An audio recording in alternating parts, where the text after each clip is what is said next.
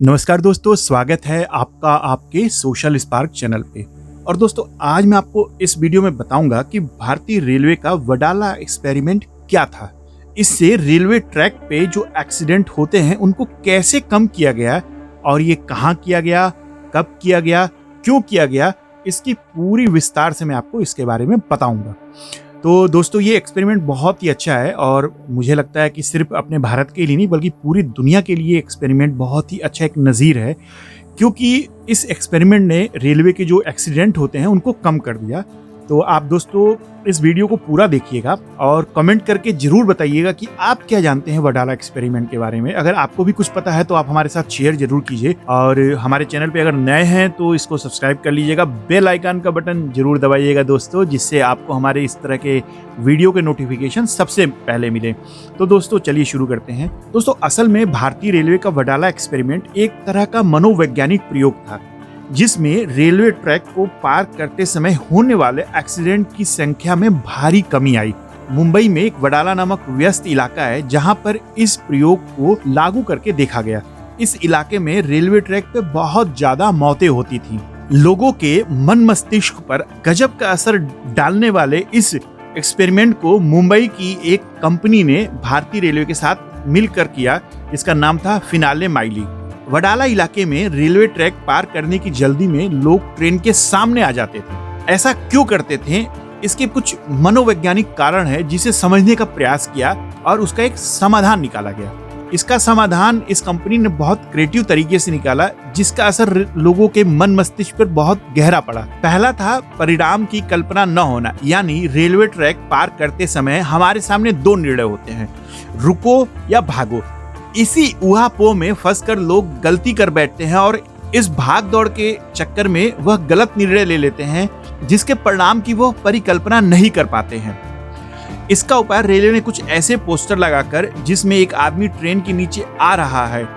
ये पोस्टर ऐसी जगह लगाए गए जहां सबसे ज्यादा एक्सीडेंट होते थे। पोस्टर लगाने का परिणाम ये हुआ कि वहां से गुजरते समय लोगों की नजर उस पोस्टर पर पड़ती और लोग संभावित एक्सीडेंट की कल्पना करके सचेत होने लगे। दूसरा दोस्तों एक्सपेरिमेंट किया इन्होंने लीबोविट्ज हाइपोथेसिस। आप मानेंगे नहीं लेकिन ये सच है। इस हाइपोथेसिस ने ये सिद्ध किया कि मनुष्यों को तेजी से आती हुई छोटी चीज से ज्यादा भय लगता है, बड़ी चीज से नहीं। ऐसा क्यों है? यह चीज मनुष्य के क्रमिक विकास का परिणाम है, क्योंकि आदि काल में हाथी या ऊंट के बजाय लोग शेर और चीतों से ज्यादा डरते थे, क्योंकि उनसे ज्यादा हानि होती थी। वो मनुष्यों को ज्यादा जल्दी मार देते थे। शेर हाथी तो फिर भी दूर रहते थे लोगों से। इसी वजह से लोग तेजी से आती ट्रेन की गति का सही आकलन नहीं कर पाते हैं और ट्रेन की चपेट में आ जाते हैं। इसका समाधान यह निकाला गया कि हर थोड़ी दूर पर रेलवे ट्रैक्स को पीले रंग से कलर कर दिया गया। इन पीले ट्रैक ने एक बोल्ड मार्कर की तरह काम किया। इससे लोगों को यह अंदाजा मिलने लगा कि जब हम ट्रैक को पार करते हैं तो ट्रेन कितनी तेजी से हमारी तरफ आती है। दोस्तों, तीसरा था रेलवे हॉर्न का न सुन पाना।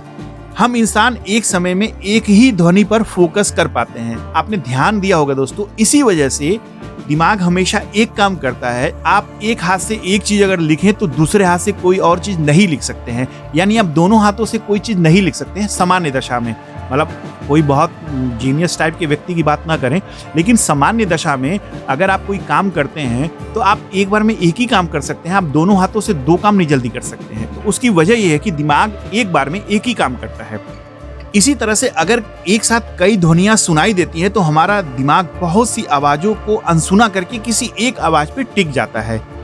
कई बार ऐसा हो जाता है कि ट्रेन के हॉर्न की बजाय आसपास के शोर जो होते हैं वो ज्यादा प्रभावी होते हैं और हमारा दिमाग हॉर्न की आवाज न सुन के ट्रेन के आसपास की जो शोरगुल की आवाज है उसे सुनता है। कई बार ऐसा होता है कि ट्रेन के आसपास की आवाजों के साथ और भी आवाजें हमारे कान में आती हैं। ऐसे में क्या होता है कि हम हॉर्न की आवाज को अनसुना करके दूसरी आवाजों पर ध्यान देने लगते हैं। हमारा दिमाग ध्यान देने लगता है।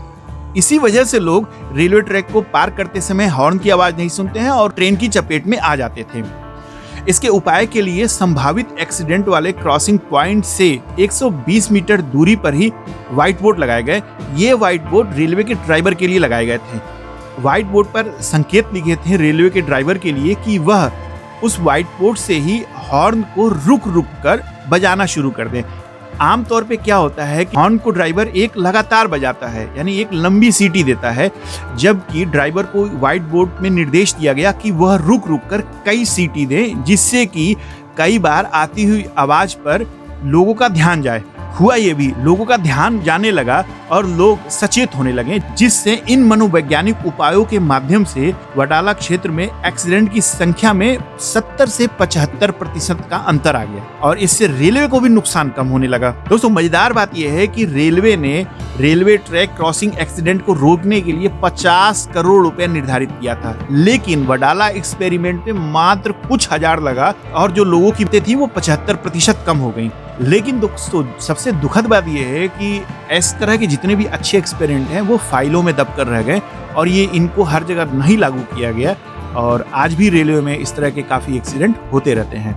दोस्तों, ये एक इन्फॉर्मेटिव वीडियो है। अगर आपको ये वीडियो पसंद आया तो अपने दोस्तों परिचितों को शेयर जरूर कीजिएगा और उन्हें भी पता चले कि वडाला एक्सपेरिमेंट क्या था। और आप हमारे चैनल पे नए हैं तो चैनल को सब्सक्राइब कर लीजिएगा, बेल आइकन का बटन जरूर दबाइएगा, जिससे आपको हमारे वीडियो के नोटिफिकेशन सबसे पहले मिले।